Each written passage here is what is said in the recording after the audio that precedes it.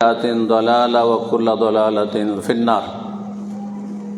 أعوذ بالله من الشيطان الرجيم. قد أفلح من تزكى وذكر اسم ربه فصلى.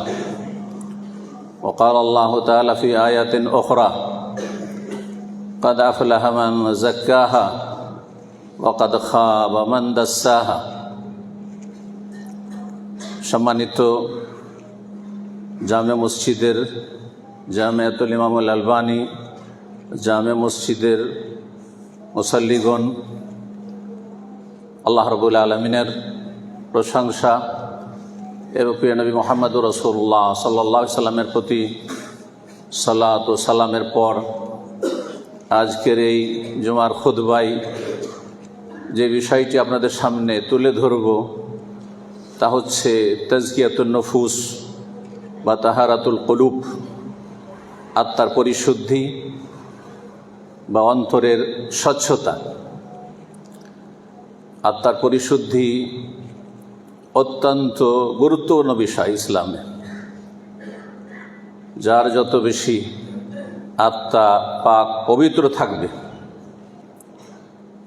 তার ঈমান, আকিদা, আমল, আখলাক তত সুন্দর, তত মজবুত হবে। আর যার যত বেশি দুর্বলতা থাকবে এই অন্তরের পবিত্রতায় বা আত্মার পবিত্রতায়, তার মধ্যে তত বেশি চারিদিক থেকে পাপ এবং পাপীদের, জিন শয়তান, মানুষ শয়তানের আক্রমণ হতে থাকবে এবং তার মধ্যে প্রতিরোধের ক্ষমতা থাকবে না। এই জন্য বিষয়টি অত্যন্ত গুরুত্বপূর্ণ। বিশেষ করে আমাদের আহলে হাদিস সমাজে এই বিষয়টি নিয়ে আলোচনা করা এবং তার প্রতি মানুষকে উৎসাহিত করা এবং সেই দিকে মানুষকে সচেতন করা, সে অনুযায়ী মানুষকে জীবন গড়ার চেষ্টা করা, এই বিষয়টি অত্যন্ত বেশি প্রয়োজন রয়েছে। আল্লাহ রাব্বুল আলামিন তাজকিয়াতুন নফস, আত্মার পরিশুদ্ধির কথা কোরআনে কারীমে বিভিন্নভাবে বর্ণনা করেছেন। কখনো সেটি তাজকিয়াতুন নফসের শব্দ দিয়ে, কখনো তাহারাতুল কুলুবের শব্দ দিয়ে। এই জন্য প্রথমে আমি বলেছি যে এই দুটো বিষয় হচ্ছে একই রকম প্রতিশব্দ, যদিও নাম বা ভাষা হচ্ছে ভিন্ন, কিন্তু ক্ষেত্র হচ্ছে এক। আল্লাহ রাব্বুল আলামিন যে আয়াতগুলিতে আত্মার পরিশুদ্ধির কথা বর্ণনা করেছেন তার দুটো আয়াত আম্মা পারাতি রয়েছে। অধিকাংশ মুসলিম ভাইদের মুখস্থ রয়েছে, অনেকের তরজমা তাফসীর জানা রয়েছে, কিন্তু আমলের ক্ষেত্রে সবচেয়ে বেশি আমাদের ত্রুটি। অনেকে বাহ্যিক আমরা ভালো মানুষ দেখি, কিন্তু এই আত্মার পরিশুদ্ধিতে শোচনীয়তা, কমজোরি থাকার কারণে দেখা যাচ্ছে যে বিভিন্ন দিক থেকে পাপে জড়িয়ে যাচ্ছে। ইচ্ছাকৃতভাবে পাপে জড়িয়ে যাচ্ছে অথবা অনিচ্ছাকৃতভাবে পাপে জড়িয়ে যাচ্ছে। রব্বুল আলামিন ইরশাদ করছেন তাজকিয়াতুন নফস বিষয়টি অত্যন্ত ব্যাপক, আম বিষয়। বিশেষ করে আমি এই জুমার খুতবার অল্প সময়ে এর স্তরগুলি সম্পর্কে বর্ণনা করব। এর তিনটি স্তর রয়েছে, এই নিয়ে আলোচনা করব। এর মাধ্যমে আমরা নিজেদের আত্মার পরিশুদ্ধির ময়দানটি সম্পর্কে অবগত হব এবং আমল করার চেষ্টা করব। রব্বুল আলামিন যেন আমাদেরকে তৌফিক দান করেন। আল্লাহ রাব্বুল আলামিন ইরশাদ করছেন কাদ আফলাহা মান যাক্কাহা। ওই ব্যক্তি সার্বিক দিক থেকে সফল। মাদ্রাসার ছাত্র আমাদের সামনে অধিকাংশ, এবং মাদ্রাসার ছাত্রীরা রয়েছেন, শিক্ষক শিক্ষিকারা রয়েছেন, তারা বিষয়টি ভালো করে বুঝছেন। ফালাহ কাকে বলা হয়? আজানে, একামতে হাইয়া আলাল ফালাহ বলা হচ্ছে। কাদ আফলাহাল মুমিনুন, আফলাহ শব্দটি কোরআনে কারীমে অত্যন্ত ব্যাপক সফলতার ক্ষেত্রে বর্ণনা করা হয়েছে। দিন দুনিয়ার সার্বিক সফলতা এবং সকল স্তরের সফলতাকে শামিল, যাতে রয়েছে সার্বিক কল্যাণ দুনিয়া এবং আখিরাতের। রব্বুল আলামিন ইরশাদ করছেন, কাদ আফলাহা মান যাক্কাহা, যেই ব্যক্তি নিজের নফসকে, নিজের আত্মাকে পরিশুদ্ধ করবে, পাক পবিত্র করবে, সেই ব্যক্তি হচ্ছে সার্বিক দিক থেকে সফল, কামিয়াব। আপনি যদি কামিয়াব হতে চান, আপনি একজন ছাত্র হিসাবে, একজন শিক্ষক হিসাবে, একজন ব্যবসায়ী হিসাবে, একজন পরিবারের আপনি প্রধান হিসাবে, একজন সমাজপতি হিসাবে, যে কোনো স্তরের মানুষ হন না কেন, যদি জীবনে সফল হতে চান তাহলে এই পথ অবলম্বন করতে হবে। আল্লাহ রাব্বুল আলামিন স্বয়ং শিখিয়ে দিয়েছেন আসমানি সিলেবাস, মান যাক্কাহা, যেই ব্যক্তি আত্মাকে পরিশুদ্ধ করবে সে হচ্ছে সফল। অকাদ খাবা, পক্ষান্তরে ব্যর্থ, হতভাগা, ক্ষতিগ্রস্ত, ক্ষয়ক্ষতির শিকার সর্বক্ষেত্রে। দুনিয়ায় হয়তো রাতারাতি বড় লোক হয়ে যাচ্ছে, দুনিয়ায় রাতারাতি হয়তো খুব সুখী হয়ে যাচ্ছে, আপনারা দেখে অবাক হয়ে যাচ্ছেন যে এটি হচ্ছে হয়তো সফলতা। কিছু সফলতা নাই, পরিণাম খুব খারাপ রয়েছে। ওয়াকাদ খাবা, ব্যর্থ, ক্ষতিগ্রস্ত ওই সব লোকেরা, মান দাস্সাহা, যারা আত্মাকে কলুষিত করলেন, আত্মাকে পাপাচার দিয়ে বিভিন্ন পাপে জড়িয়ে গিয়ে, আকীদার ক্ষেত্রে ত্রুটি, ইবাদত বন্দেগীর ক্ষেত্রে ত্রুটি, আখলাক চরিত্র আদান প্রদান মামলাতের ক্ষেত্রে ত্রুটি, যার ফলে নিজের নফসকে, নিজের রূহকে কলুষিত করে ফেলেছে। পাপের কুপ্রভাব রয়েছে, আপনাদের জানা রয়েছে। মানুষের জীবনে যত বেশি পাপ বাড়বে তত বেশি তার কুপ্রভাব রয়েছে দুনিয়ায় আখিরাতে। আর এই ছাত্র জীবনে ইলমের ময়দানে যারা শরঈ ইলম হাসিল করছেন অথবা দিচ্ছেন, সেই ক্ষেত্রে মনে রাখবেন রব্বুল আলামিন ওদের ইলমে কখনো বরকত দেবেন না যাদের ইলমে জীবনে আত্মার পরিশুদ্ধি নেই। ওয়াত্তাকুল্লাহ ওয়া ইউআল্লিমুকুমুল্লাহ, জি, ইন তাত্তাকুল্লাহ ইয়াজআল লাকুম ফুরকানা, যদি তোমার মধ্যে আল্লাহ ভীতি আসে, যদি তোমরা আল্লাহর ভয়ে পাপ থেকে, পাপাচার থেকে বাঁচার মতো মন মানসিকতা রাখো, তাহলে হক বাতিলের মাঝে পার্থক্যের আল্লাহ তৌফিক দান করবেন এবং তোমাদেরকে আল্লাহ উপকারী জ্ঞান দান করবেন। যেন শুধু ইলম চাইতে বলা হয় না, আল্লাহুম্মা ইন্নী আসআলুকা ইলমান নাফিআ। আত্মাকে পাক পবিত্র করলে ফলাফল দুনিয়া আখিরাতে সার্বিক দিক থেকে ভালো। যদি আপনি সেটাকে পাপ দিয়ে কলুষিত করেন, পাপের জীবন দিয়ে আপনি তাকে কালো করে ফেলেন, তাহলে আপনার পরিণাম খারাপ হয়েছে। রব্বুল আলামিন অন্য আয়াতে ইরশাদ করছেন, কাদ আফলাহা মান তাযাক্কা, যারা আত্মাকে পরিশুদ্ধ করবে তারা হচ্ছে সফল। ওয়া যাকারা ইসমা রাব্বিহি, এবং আত্মার পরিশুদ্ধির কোর্স হচ্ছে যে রবের জিকির আজকারে মশগুল থাকবে। প্রথম ফরজ জিকির আজকার, তারপরে নওয়াফেল জিকির আজকার। আজকাল অনেকে নফল জিকির আজকার করছেন কিন্তু ফরজ জিকির থেকে গাফিল রয়েছেন। জিকির মানে স্মরণ রাখা, জিকির মানে আলোচনা করা, জিকির মানে জিকিরের ব্যাপক অর্থ রয়েছে।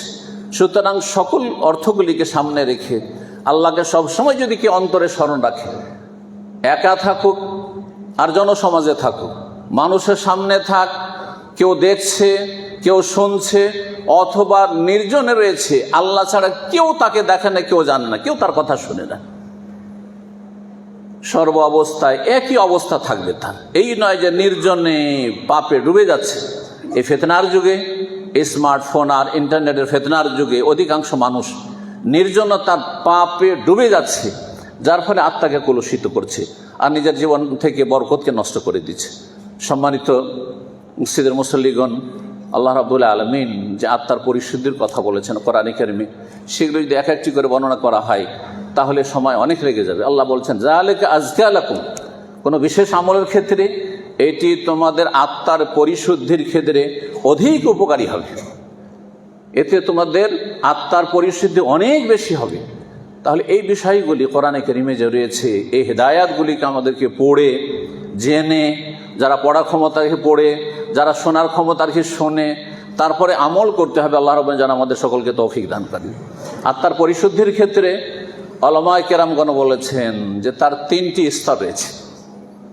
সংক্ষেপে এই 3টি স্তর বর্ণনা করি, যাতে করে এই স্তরগুলি আমাদের জীবনে আছে কিনা, আর কতটা আছে, আর কতটা ঘাটতি আছে, যেটা পূরণ করার জন্য আমাদেরকে সর্বাত্মক চেষ্টা করতে হবে।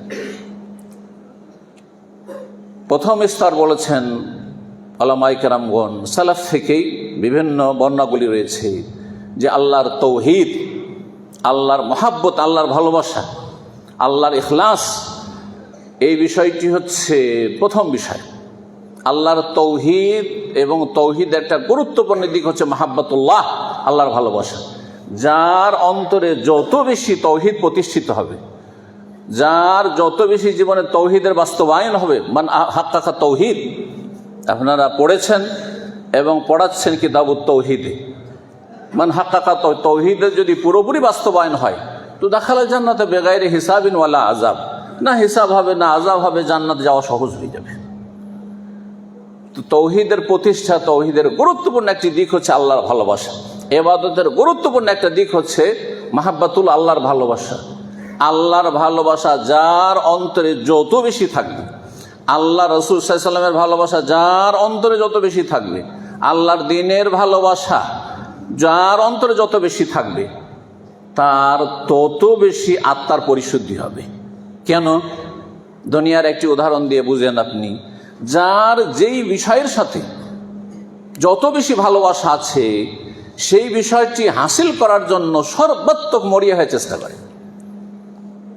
কেউ নারী ভালোবাসে, নারী আসক্তিতে, তো সেটা হাসিলের জন্য সে জীবনকে কোরবানি করে দেয়।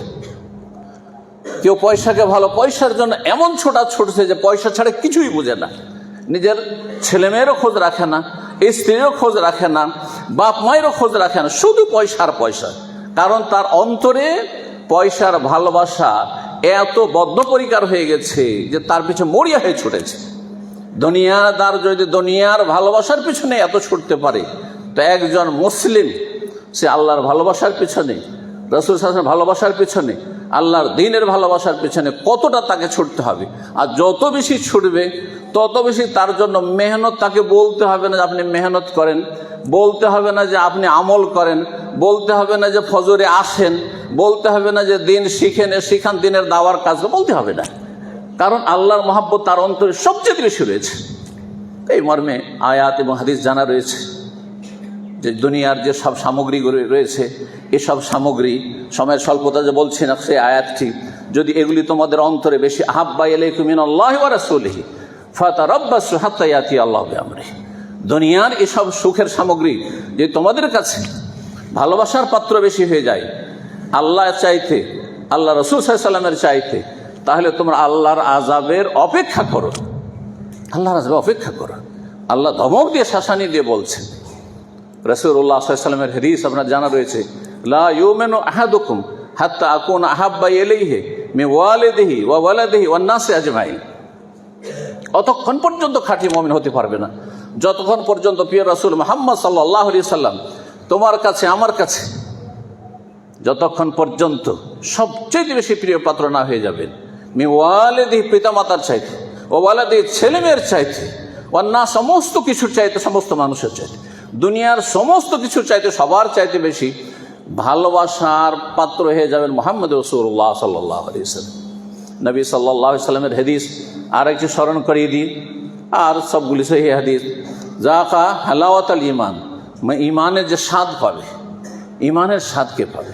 আর এক ভাষায় সালাতুন মান কুন্না ফি ওয়াজাদা বিহিন্না হালাওয়াতুল ঈমান, তিনটি যদি বৈশিষ্ট্য কার মধ্যে থাকে, এই গুণগুলি যদি থাকে, তাহলে ঈমানের স্বাদ পাবেন, তাহলে সালাত আদায় করে স্বাদ পাবেন। যে যাতে যত বেশি স্বাদ পায় সেটা ছাড়তে চায় না। আজকাল নামাজ পড়ছেন আপনি তাখাল্লুসের জন্য, তাড়াতাড়ি কখন নামাজ শেষ হবে, কিন্তু নামাজ পড়া উচিত ছিল তাকাররুবের জন্য, যে এর মাধ্যমে কত বেশি আল্লাহর দিকে এগিয়ে যেতে পারি। কেন হচ্ছে না? এই জন্য যে ঈমানের স্বাদ পাচ্ছি না, সুতরাং নামাজ পড়ে স্বাদ পাচ্ছি না। রোজা রেখে কষ্ট পাচ্ছেন, স্বাদ পাচ্ছেন না আপনি। দান সাদকা করে মজা পাচ্ছেন না আপনি, স্বাদ পাচ্ছেন না, শান্তি পাচ্ছেন না, কষ্ট পাচ্ছেন যে টাকা পয়সা চলে গেল, কম হয়ে গেল। এইভাবে যে কোনো আমল করে স্বাদ পাচ্ছেন না আপনি। কিন্তু দুনিয়াদারিতে স্বাদ লাগছে। এই বৈশিষ্ট্যগুলি নেই। সেই জন্য তার মধ্যে একটি বৈশিষ্ট্য, আইয়াকুন আল্লাহু ওয়া রাসূলুহু আহাব্বা ইলাইহি মিম্মা সিওয়াহুমা, আল্লাহ এবং রাসূল সবচেয়ে বেশি প্রিয় হয়ে যাবে, সবচেয়ে বেশি ভালোবাসার জিনিস হয়ে যাবে মিম্মা সিওয়া, পৃথিবীর সমস্ত কিছুর চাইতে। তো এই মাহাব্বাতুল্লাহ অত্যন্ত গুরুত্বপূর্ণ বিষয়। এটি হচ্ছে আত্মার পরিশুদ্ধের জন্য প্রথম পদক্ষেপ। দ্বিতীয় পদক্ষেপ হচ্ছে আল মুহাফাজা আলাল ফারাইজ ওয়াল ইকসার মিনান নওয়াফিল। ফরজ ওয়াজিব মুসলিম জীবনে যা রয়েছে, দৈনিক ফরজ রয়েছে, সাপ্তাহিক ফরজ রয়েছে, মাসিক ফরজ রয়েছে, বাৎসরিক ফরজ রয়েছে, বিভিন্ন ফরজ রয়েছে। ফরজ রয়েছে শারীরিক ইবাদতের ক্ষেত্রে, ফরজ রয়েছে আপনার অন্তরের আমলের ক্ষেত্রে, আমালুল কুলুবের ক্ষেত্রে, ফারাইজ ওয়াজিবাত রয়েছে আপনার বিভিন্ন ইবাদত বন্দেগীর ক্ষেত্রে সর্বস্তরে। নারীদের ক্ষেত্রে হিজাব ফরজ রয়েছে, পুরুষদের ক্ষেত্রে এবং নারীদের ক্ষেত্রে অধিকাংশ মাসাইল কাছাকাছি একই রকম রয়েছে, যেখানে ভিন্নতা রয়েছে, ভিন্ন বিষয় রয়েছে। তো সবগুলি যেগুলি ফরজ জিনিস সেগুলির হেফাজত করা যথাযথ। 5 টাইম নামাজে কোনো ঘাটতি হবে না, বা জামাত সালাতে কোনো রকমের গাফিলতি হবে না। তারপরে জুমার সালাতে আগে ভাগে অস্তাব কোনো রকম গাফিলতি হবে না। এই নয় যে আজানের পরে এসে ঢুকলেন, খুতবা শুরু হওয়ার পর ঢুকলেন, এমন হবে না। ফরাইজ ওয়াজিবাতের হেফাজত করা, ফরাইজ ওয়াজিবাতের হেফাজত হচ্ছে অন্যান্য যতগুলি ফরজ রয়েছে মানুষের, আল্লাহর হকের ক্ষেত্রে, মানুষের হকের, বাপ মায়ের হকের কতটা ফরজ রয়েছে আর কতটা স্তর রয়েছে, যেগুলো সুন্নত মুস্তাহাবের দরজাতে পড়ছে, সেগুলো জেনে বুঝে আর তারপরে ফরজগুলি জীবনের নিয়মিত আদায় করা, সুন্দরভাবে আদায় করা, আর তারপরে বেশি বেশি নফল আদায় করা, বেশি বেশি নফল আদায় করা। নামাজের ক্ষেত্রে নফল রয়েছে, রোজার ক্ষেত্রে নওয়াফল রয়েছে, জাকাতের পরে দান সাদকার ক্ষেত্রে নফল রয়েছে, আর এলম চর্চার ক্ষেত্রে নফল রয়েছে। ফারজে আইনের একটা স্তর রয়েছে এলম চর্চার ক্ষেত্রে, ফারজে কেফায়ের একটা স্তর রয়েছে এলম চর্চার ক্ষেত্রে, যেটা হচ্ছে সুন্নাত সকলের জন্য এবং মুস্তাহাব নওয়াফল। বেশি বেশি নফল করার চেষ্টা করা ফরজের হেফাজতের পরে। যেই ব্যক্তি 5 ওয়াক্ত নামাজের সুন্দরভাবে হেফাজত করছে, সেই ব্যক্তি তাহাজ্জুদের কথা চিন্তা করবেন, সেই ব্যক্তি সালাতুল জোহর করার চিন্তা করবেন, সেই ব্যক্তি ইশরাকের কথা চিন্তা করবেন, সেই ব্যক্তি অন্য অন্য যে আজকার রয়েছে সেগুলি আজকারের কথা চিন্তা করবেন। আপনি এইভাবে বেশি বেশি নফল করার চেষ্টা করেন। এর মাধ্যমে মানুষের আত্মার পরিশুদ্ধি হয়ে থাকে, আত্মার পরিশুদ্ধি হয়ে থাকে। তৃতীয় বিষয়টি, সেটি হচ্ছে আল মুহাসাবা ওয়াল মুরাকাবা, নিজের হিসাব নিজেই করা। হাসিবু আনফুসাকুম ক্বাবলা আন তুহাসাবু, নিজের হিসাব নিজেই করেন। আপনি কোনখানে আছেন, এই অবস্থায় যদি মালাকুল মওত, মওতের পরোয়ানা নিয়ে চলে আসে, তো আপনাকে রহমতের ফেরেশতা নিয়ে যাবে, এই লিনে নিয়ে যাবে, জান্নাতে যেতে পারবেন নাকি জাহান্নামে চলে যেতে হবে। যে কোনো অবস্থা চিন্তা করে, একজন মানুষ ফজর পড়লো না, আর সেই সময় তার মরণ চলে আসলো, সূর্য উঠিয়ে দিল, ওই সময় যদি তার মত হয়, অথবা এক সময় নির্জনে পাপ দেখছিল, পাপ শুনছিল, সেই সময় তার মরণ হয়ে গেল, তা আপনি চিন্তা করুন যে এই ব্যক্তি কি জান্নাতে যেতে পারবে? এই ব্যক্তি কি আল্লাহ রহমত পাবে? রহমতের ফেরেশতা নিয়ে যাবে না আযাবের ফেরেশতা সিজ্জিনে নিয়ে যাবে? নিজের হিসাব নিজেই করা। আমি যেখানে আছি, আজকের দিনের হিসাব করেন আপনি, আজকের দিনে কতটা আপনি নেকি করলেন আপনি, আর গোনা কতটা করেছেন। গোনা করেছেন তো আপনার, বা গোনা হয়েছে কতটা পরিমাণ হয়েছে, এবং কাবিরা গুনাহ কি হয়েছে, অনেকে হিসাবই করেন না, গোনাকে গোনাই মনে করেন না। কারণ গোনা করে করে এমন বদঅভ্যাস হয়ে গেছে, গোনাই লাগে না। যেমন ময়লা আবর্জনার জায়গায়, নোংরা জায়গায় যারা বসবাস করে তাদের আর গন্ধ লাগে না, তাদের তখন নোংরা বস্তুর গন্ধ লাগে না। কিন্তু নতুন মানুষ, যার মেজাজ ফ্রেশ হয়ে আছে, যে পরিষ্কার পরিচ্ছন্ন জায়গায় থাকায় অভ্যস্ত, সে সামান্য একটু গন্ধ পেলে তাকে গন্ধ লাগে। এইরকম এই জন্য হাদিসে রাসূলুল্লাহ সাল্লাল্লাহু আলাইহি সাল্লামের রয়েছেন যে যেই ব্যক্তি গুনাহ করে, তো গুনাহ হতে ওই নাকের ডগায় মাছি বসার মতো, মাছিতে ডিস্টার্ব করছে, তাড়িয়ে দিল বারবার করে, কোনো কিছুই লাগে না তাকে, ওই রকম গুনাহ করতে অভ্যাস হয়ে গেছে, কোনো ব্যাপার না। অথচ জীবনে কাবিরা গুনাহ হচ্ছে। আজকাল মুসলিম সমাজে কাবিরা গুনাহর শেষ নেই, কাবিরা গুনাহর শেষ নেই। আপনার এই হিসাব নিকাশের ক্ষেত্রে, নিজের হিসাব নিকাশের ক্ষেত্রে আপনাকে চিন্তা করতে হবে যে আপনাকে হাসর মাঠে যে জিজ্ঞাসা করা হবে 4-5টি সওয়াল, তার মধ্যে গুরুত্বপূর্ণ সওয়াল রয়েছে, এমন একটি সওয়াল রয়েছে, এমন একটি বিষয় রয়েছে যে 2 দিক থেকে জিজ্ঞাসা করা হবে। মিন আইনা ইকতাসাবাহু ওয়া ফিমা আনফাকাহু, আপনার টাকাটা পকেটে ঢুকেছে কোন রাস্তা দিয়ে, আর পকেট থেকে যখন বেরিয়ে গেছে খরচ করেছেন কোথায় আপনি খরচ করেছেন, চিন্তা করুন তো। এলিম সম্পর্কে একটি সওয়াল, আপনি যা কিছু সারা জীবন শিখেছেন, আমি যা কিছু সারা জীবন শিখেছি, মাজা আমেলাফি, এই এলিম শিখে কতটা আমল করেছে, কিন্তু ওয়ান মালেহি, পয়সা সম্পর্কে, আপনার জমি জায়গা সম্পর্কে, আপনার ধন সম্পদ সম্পর্কে, আপনার রোজগার সম্পর্কে, মিন আইনা ইকতাসাবাহু ওয়া ফীমা আনফাকা, কোথা থেকে ইনকাম আর কোথায় খরচ করতে, হিসাব দেওয়ার জন্য মুহাসাবা আগে থেকে প্রস্তুত থাকে যে আপনি হিসাব দিতে পারবেন না।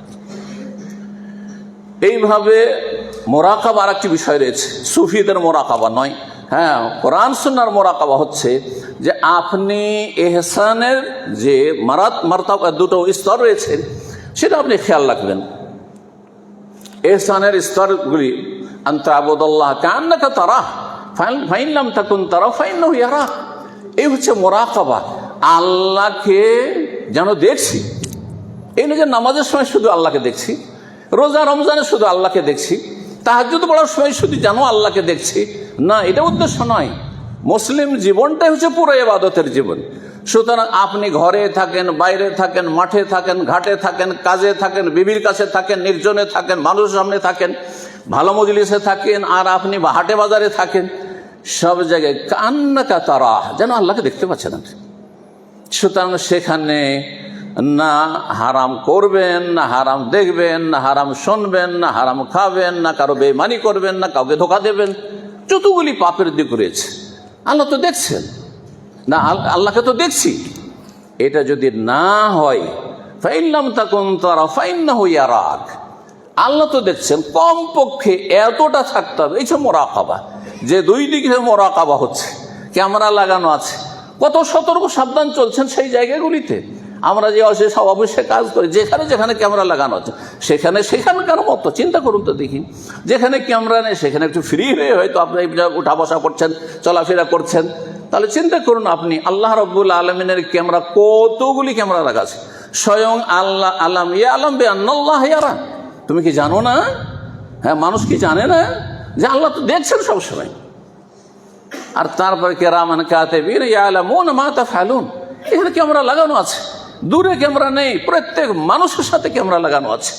চিন্তা করুন তো দেখি, সব কিছু রেকর্ড হচ্ছে। এ হচ্ছে মুহাসাবা, মোরাকাবা। কোরআন এবং হাদিসে যথেষ্ট দলিল রয়েছে।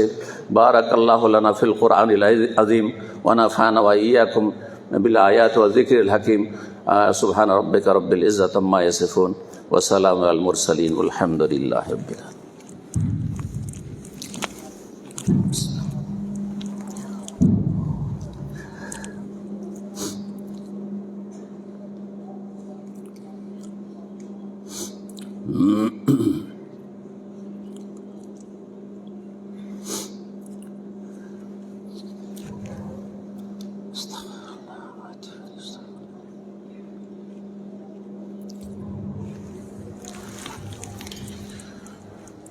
আলহামদুলিল্লাহি রাব্বিল আলামিন ওয়াসসালাতু ওয়াসসালামু আলা সাইয়্যিদিল মুরসালিন নবিয়িনা মুহাম্মদ ওয়া আলা আলিহি ওয়া সাহবিহি আজমাইন, আম্মা বাদ।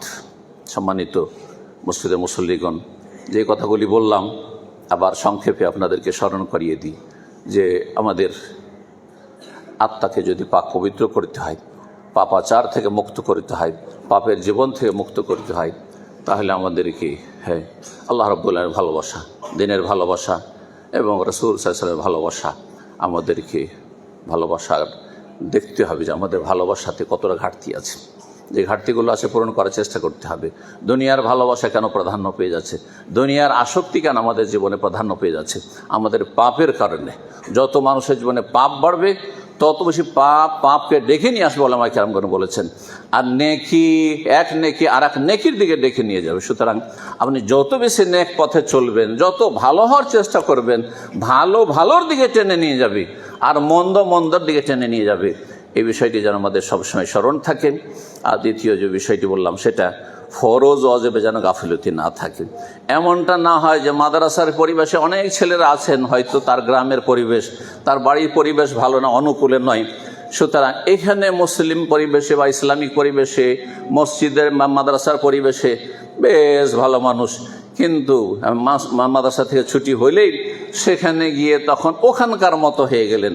এখানে ত্রুটি রয়েছে আপনার এই আত্মার পরিশুদ্ধির ক্ষেত্রে, যে স্তরগুলি রয়েছে সেই ক্ষেত্রে, যে আপনাকে যেমন রব্বুল আলামিন দেখছেন এই মাদ্রাসার গণ্ডিতে, মাদ্রাসা চত্বরে, ঠিক তেমনি আপনাকে হাটে বাজারেও দেখছেন, মাদ্রাসার বাইরেও দেখছেন, শহর বাজারে ঘুরছেন তখনও আল্লাহ দেখছেন, এবং যখন বাড়িতে থাকেন তখনও আল্লাহ দেখছেন।